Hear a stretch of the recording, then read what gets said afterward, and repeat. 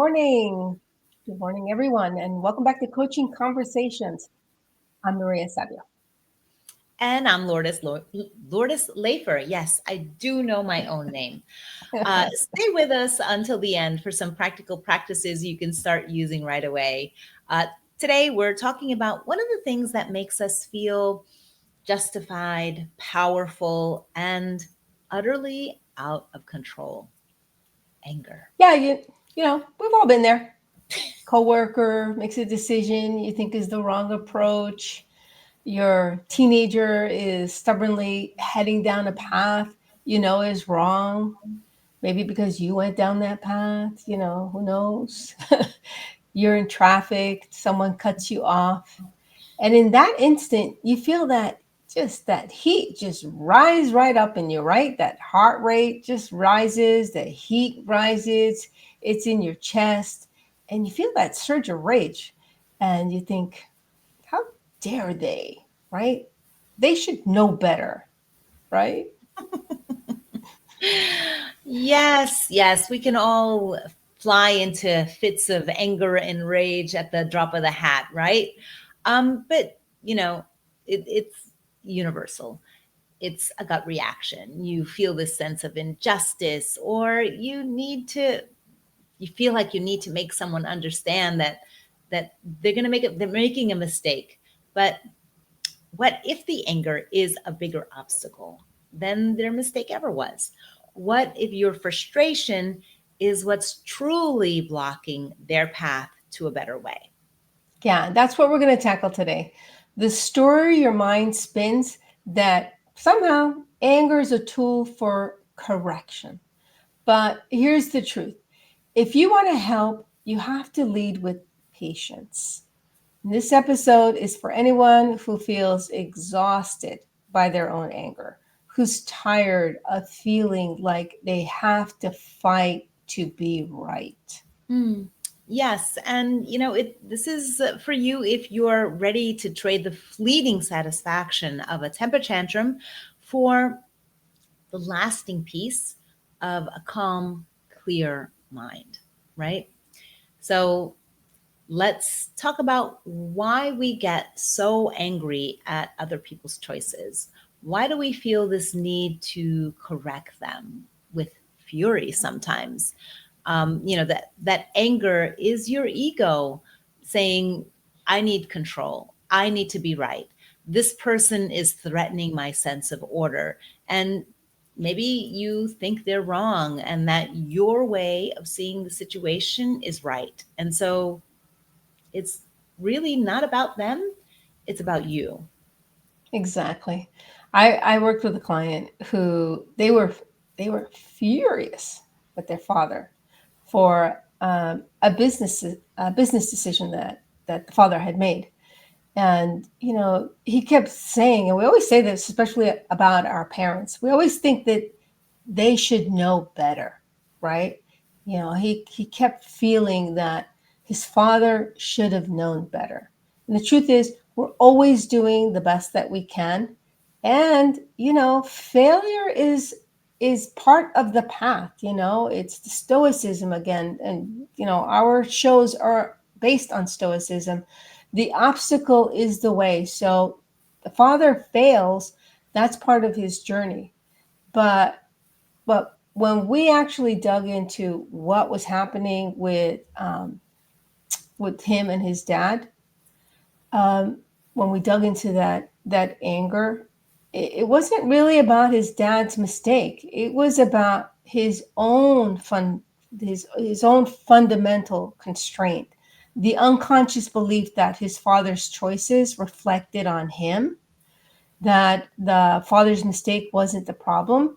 When we got to the fact that the father made his mistake, and the client's problem was his own anger. He was so busy trying to control his father that he ended up losing his own peace of mind. What he really needed was to shift his perspective from being a victim of the illusion that he had the right to control his father, to to to really understand that his power wasn't his anger. His The thing was that he needed to take control of his own thoughts, because really that's what we need to do. Take control of our own thoughts, and he needed to have compassion for his father. Yeah, and we see this happen in all kinds of relationships all of the time, right? Um, the parent that wants to control their kid, or the older sibling wanting to have sway with, the younger sibling. It's, we see them going down a path. I've worked with clients where they're wanting to control what the other person does, because we see the people we love going down a path that we're sure is going to be trouble, not right for them, a mistake. Like Maria said, maybe we made the same mistakes and we're like, no, no, no, don't go there. don't do that. And and we want to guide them away from making a seemingly foolish choice. But if we do this in anger, it just simply won't work. And we go into a false narrative thinking that our anger will make them change, but it doesn't. You know, when has that really worked? It just doesn't work. It makes them defensive. It makes them shut down. It jeopardizes the relationship. It can create a chasm in the relationship, and then you've got this distance and a lack of communication. Or on the other end, they fold. They cave under the pressure that you're putting on them to not make the choice that they want to make. And then again, the relationship is never the same again, and they're likely full of resentment. So it becomes your choice, not theirs, your choice that you've imposed on them. And in effect, you're not helping them. You're becoming an obstacle to their growth. Right, and that's where that we realize that that's the lie. We think anger's power. We think it's a form of control, but anger doesn't create change. It actually builds walls.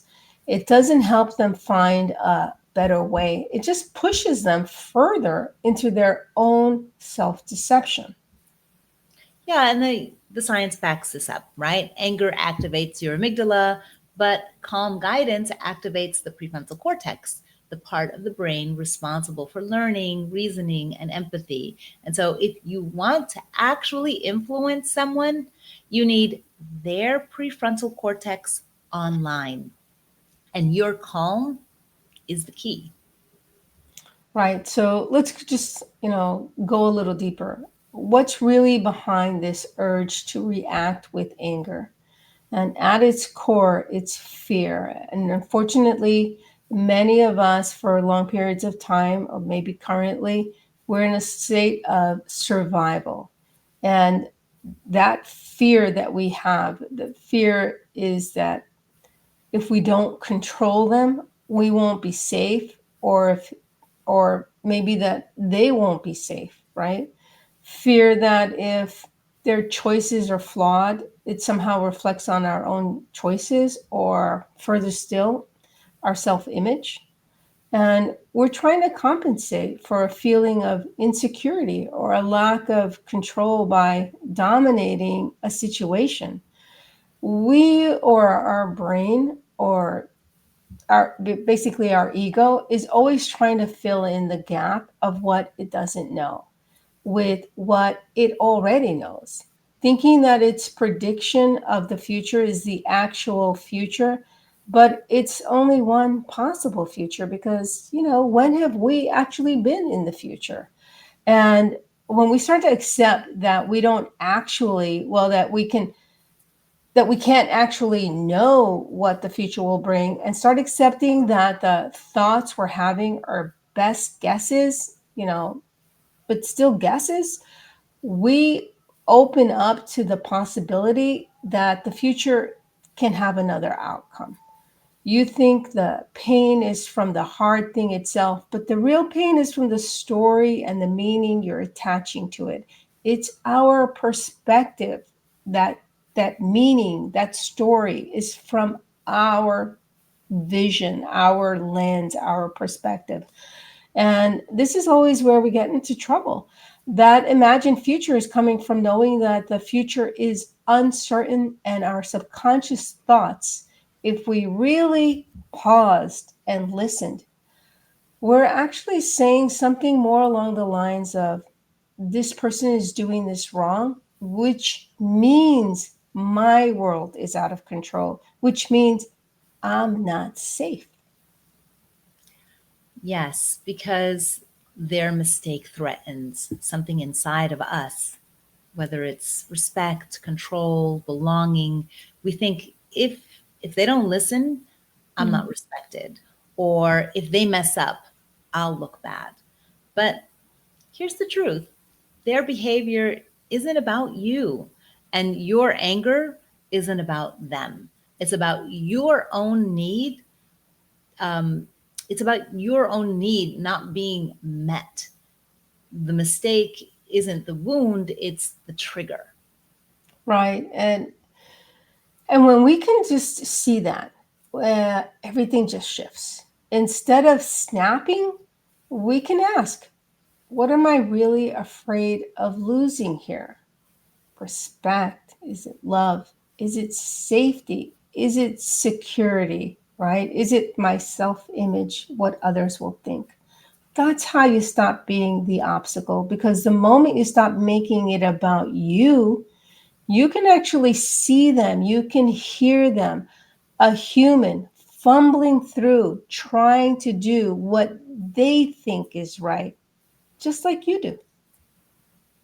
Yeah. And, really taking that in, that we're all human, fallible, fumbling through, right? Doing the best that we can with the knowledge that we currently have, right? The awareness that we currently have, the Yeah. wisdom that we are currently in possession of, right?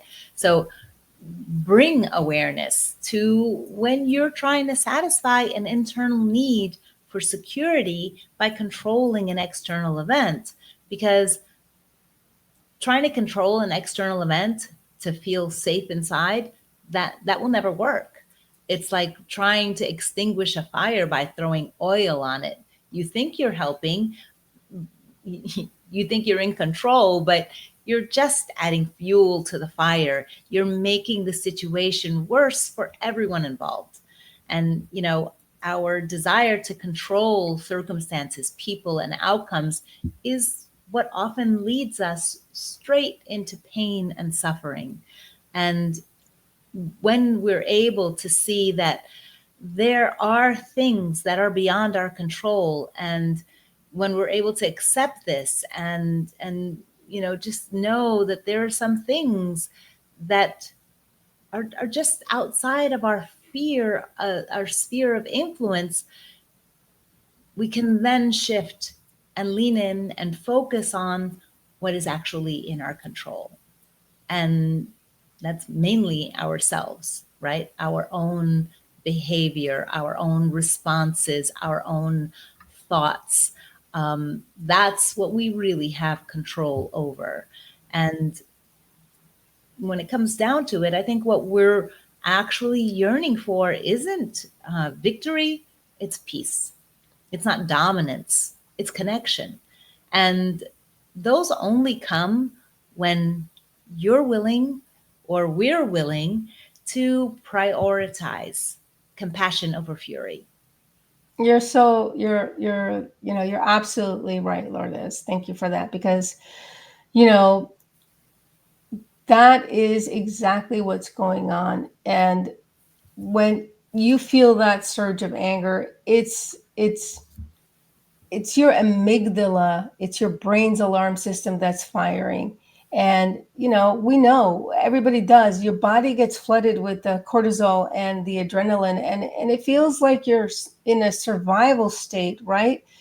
And you're not in danger. And that's the whole thing. You're not in danger, but we're so stressed. We're in constant survival, and we feel threatened. And you're just reacting to that perceived threat, to your worldview, to what you think is the comfort zone.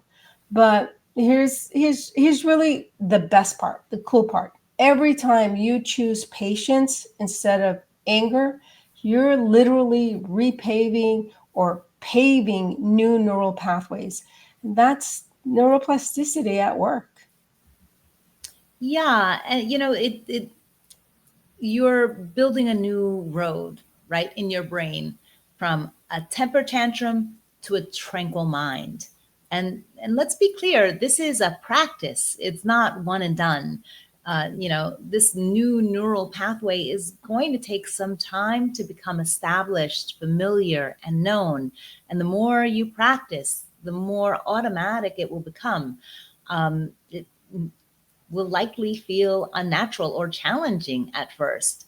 But just like learning any new skill, the more you practice it, the better you'll get. And that's how habits of patience and resilience are built, step by step, breath by breath, one day at a time. So let's shift gears and turn this insight into action. We want to share with you the compassion check, a 4-point practice to guide this change. So start with pausing before you pounce. So take 5 seconds, breathe, just focus on your breath, and that's enough to flip the switch from the amygdala to the prefrontal cortex. And then ask yourself, where does the anger feel? Where do you feel it in your body? And what does it feel like in your body? Acknowledge it without judgment. And then challenge the narrative. Ask yourself, is my goal to be right or to be helpful? Separate the fact from the fiction in your mind, and see that it's creating a story, right? So it's your challenge to see the action for what it is, not disrespect, not an attack, just a behavior, a mistake, a choice. Right. And then, name the deeper need. Ask yourself, what need of mine feels threatened? Security, respect, belonging. Take advantage, and like Lourdes said, it's a practice. It's not one and done. You're going to get better at this, and these are key practices and steps that you can follow. And then guide, don't guard. Instead of blocking with anger, redirect with clarity and kindness and compassion for yourself, for the situation, and show, teach, explain. That's where influence lives.